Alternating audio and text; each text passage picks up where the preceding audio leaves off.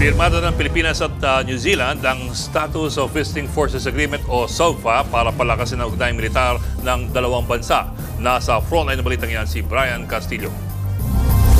Sa harap mismo ni Pangulong Bongbong Marcos, nilagdaan ng Status of Visiting Forces Agreement o SOFA ng Pilipinas at New Zealand. Kasama sa mga pumirma ang ating Defense Secretary Gibo Teodoro at counterpart niya sa New Zealand na si Judith Collins. I think it is well recognized that these partnerships have become very important in the face of all that is happening, not only in our region. It began just our region, but it's now unfortunately extended to the rest of the world.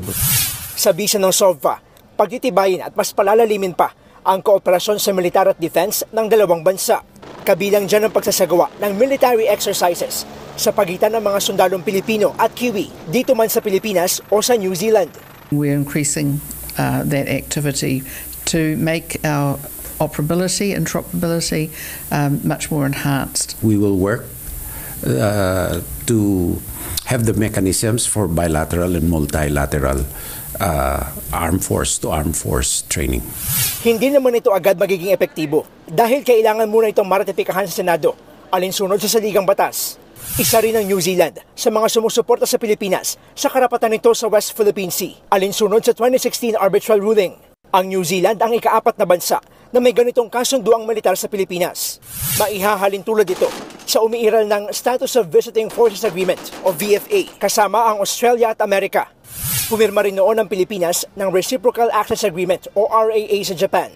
Kailangan na lang itong ratipikahan ng Japanese government para maging epektibo.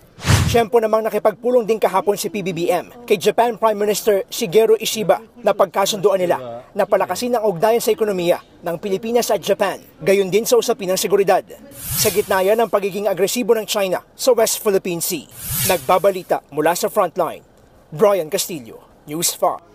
Mga kapatid, Ed Lingaw po, maging maalam at may pakialam sa mga napapanahong balita sa ating bansa. Para sa mas malalimang pagtalakay at paghimay sa mga issue at headlines, tumutok lamang at mag-subscribe sa social media pages ng News 5.